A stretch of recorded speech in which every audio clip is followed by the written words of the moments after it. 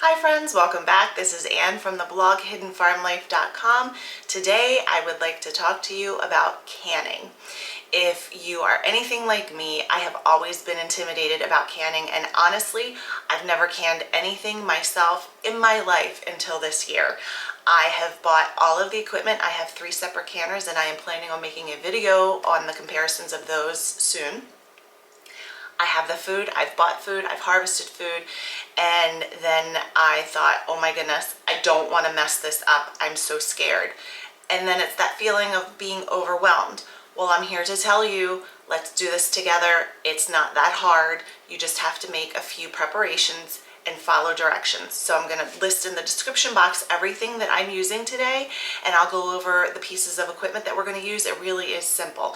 And we're going to do water bathing canning today of tomatoes, something easy and simple to start with. So let's get started. Stay tuned. I started out on my canning journey. I wanted to make sure that I had enough resources and references readily available, and one of the most recommended resources is the Ball Complete Book of Home Preserving. And I am going to follow today the basic tomato sauce recipe on 362, and I will make sure to link this down below. I believe you can get this on Amazon. If so, I'll post that link. This has really been informative and helpful. I am a visual person, so I like to read the recipe, but also I thought this video could be a complement. If you have the book or you're going to get the book, you could pair the video with the recipe so that you could see an actual step-by-step. Another purchase I made when I started out on my canning journey was a tabletop or countertop roasting oven. This one's 18 quart, it's by Oster. You by no means have to purchase a roasting oven.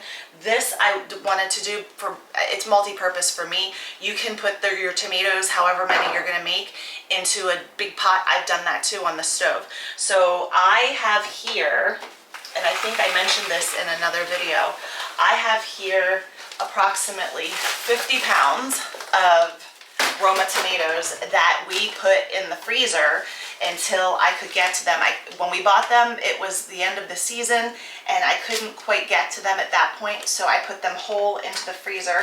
And what I'm going to do is wash them first, and then I am going to put them in my roaster oven. So let's go wash them. Okay, what I've done here is I've filled my sink with water, a very mild soap, just because some of these still have some dirt on them from the garden, and a touch of white vinegar just to, it's like a natural cleanser, and I don't know if you can see that, I'm rubbing off some of just the dirt from the garden. So I'm gonna do that with all of these and make sure everything's clean and do a rinse before I get them out of their bath. What I've done here is I've finished getting the washed tomatoes out of this bin, and I've cut off for scraps any kind of blemishes, or I've destemmed them, and any of the skin that's come off accidentally. And I've put everything into my roasting pan. Now this is not full by any means. It's already started to juice a little bit. I'm going to continue to stir this until these break down. I did go ahead and, Roma tomatoes are about this size. I went ahead and chopped them in half anyway, just to make the cooking process a little bit faster. And I do have my roaster set at 350 for now, and it just started to bubble a little bit. So now it's a waiting game of stirring and waiting for this to cook down. I have a half a bag more, which is about a couple of pounds more to fit into here. I'm going to cut those up and work them in as this cuts down, and I will check back in with you once this is looking a little bit more cooked down. So this is what we're looking like about a half an hour or so in of cooking. You can see all of this juice is being produced by the tomatoes. I did manage to work the rest of the tomatoes in, so all 50 pounds are in here now, but I still have some pieces that are, and like I said, I just put those in, they're still a little frozen, so we're just working on cooking this down, but you can see how they're starting to cook down. And I know it seems a little weird or counterintuitive to put the whole tomato in here, but trust me, this is going to work. You will, after you process tomatoes this way, you're never gonna want to do them any other way. This is so easy. So I'm gonna cook this down some more and we'll check in a bit later. Here's what my tomatoes look like after cooking down for about, I think it's been about 2 hours, maybe a little bit more. They are obviously a little bit thicker and there's some foam here, and a lot of people say to skim that foam off. I've done both. I've just stirred it in like I am here, and I have skimmed it off, and it hasn't, I can't really say that it's made that much of a difference. So I am going to say that this is probably at the point that I want to go to the next step. So let me get this turned off and I'll show you what's next. The next step is to use an immersion blender and whiz all of this up until it's pretty smooth. I don't go for an entirely smooth consistency. I like to make sure that all of the skins are broken up and most of the seeds have been, you know, broken down. If you don't have an immersion blender, you could very, very carefully put this hot liquid into a stand blender, like if you had a Vitamix or something like that, like a Blendtec. I really like this immersion blender. It takes a few minutes and my hand does get a little bit tired, but it's so worth it. So I'm gonna do this off camera and I'll bring you back and show you what it looks like after it's been smoothed out. And here is what this tomato bin looks like after it's all been whizzed up with the immersion blender. I've broken all of the tomatoes and the skins and the seeds up. There are a few pieces that are left in here, but for the most part it's all broken down. I am going to use this for a base for recipes, so I won't be seasoning this in any way except for what the recipe calls for in the Baw preserving book.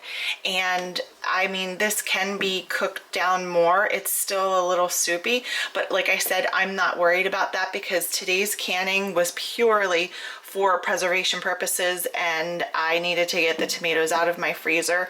I want to put them on my shelf. So off to canning we go. I've sterilized the rings and lids to the jars, and I've sterilized the jars themselves. Now, according to the recipe in the Baw preserving book, I'm going to add 2 tablespoons of lemon juice and 1 teaspoon of salt. This is because we're canning tomatoes and we want to make sure that it has enough acid in it that, you know, to prevent the formulation of botulism and salmonella and all of that. So I like to use this Lakewood Organic Pure Lemon. I get this from Azure Standard. It's the best price around. And then I use Himalayan salt, pink Himalayan salt. You can use whatever you want, whatever is your favorite to use. I just do not prefer not to use iodized salt. So I'm gonna go ahead and fill these jars and we'll be back. I wanted to show you, I actually have 2 of these water bath canners going. Might be hard to see because of the steam. They come with a rack in there, and that's where we're gonna put the jars. And I have that water, this one's almost to a boil. This one's coming up. I'm probably gonna need to add more water to this one, but let's get our jars filled. To fill the jars, I'm going to use this canning funnel, and I'm using regular mouth jars. These are not wide mouth. And I'm just gonna put that inside of the jar, and I'm using just a measuring cup to dip into this big pot and put the hot tomatoes. I did heat these jars up, by the way, when I sterilized them. And I'm just going to fill this jar, each jar, leaving about a ½ inch of headspace at the top. Just like that. And then we're gonna move on to the next one. So you see that much headspace? So I'm gonna go ahead and fill the rest of these jars and get them ready. The next step is to clean around the rim of each jar and make sure that there's nothing hanging on that would get in the way of the lid sealing. So I'm taking just a napkin and some white vinegar, and I'm just cleaning up around each rim of each jar. And see, there's stuff there that would keep it from sealing, and we want to make sure that we have a really good seal. So I'm going to go ahead and finish cleaning these up, and then we're going to put the lids on and the rings. And when we do that, we want to tighten the rings just until finger tight. We don't want to like really crank it down, but tight enough. So I'll go ahead and do that and we'll be back. Next step is to put the jars in the canner, and you really want to be careful because this is super hot water. Remember, it's boiling water. So this canner is going to fit, I believe, you really don't want the jars to touch. You don't want them to crack. So let's try 5 in here. And then you want to take this and gently lower it down. The water has to cover the jars, and I can see that this water is not, so I'm going to go ahead and boil some water to make sure these jars are covered.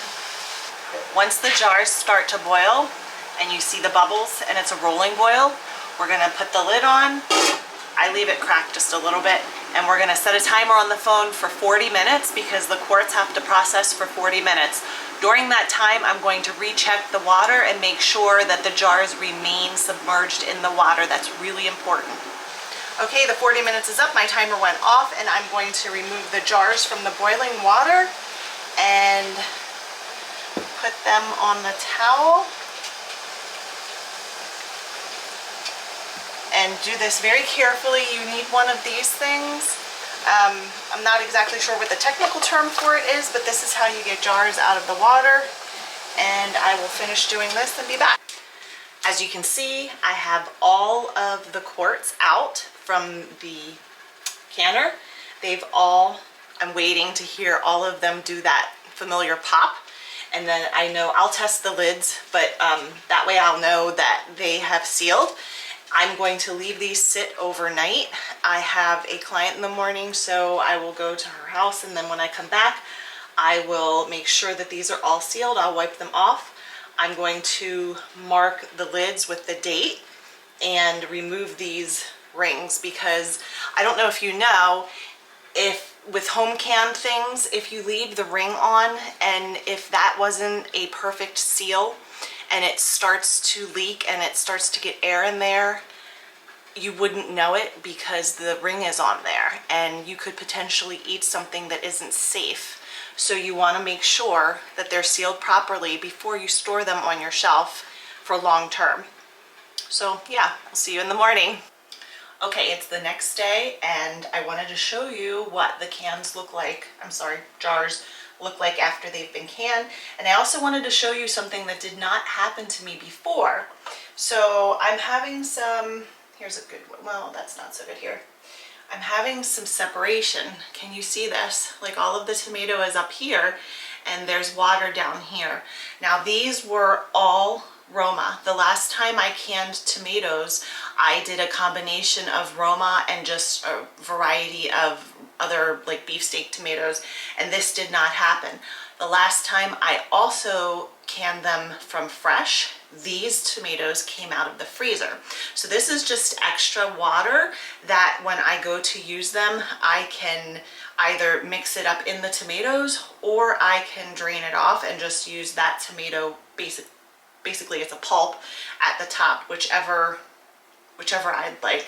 So I also wanted to show you that a properly canned jar, can you hear that? And see that? There's no give. Normally on a lid, I'm not sure if you can see that, there's like a little indentation, and if you push on it, you can't hear anything. That means that your jar has been properly sealed. If it isn't properly sealed, I just have a jar of water here, but I wanted to show you, here's that little indentation. Listen. That means that your jar is not sealed and it is not safe to put on the shelf to store for long term. So I'm going to take a Sharpie and I am going to put the date on all of these jars and then move them down to the storage room. Thanks for joining me, friends, on this canning journey. I hope to be canning a lot more. I have some things in mind. I've also done a pepper jelly, and if you'd like to see that recipe in a video, leave a comment below and let me know. Until next time, any comments or questions, please leave them, and you can also direct message us, and we'll see you soon. Bye-bye.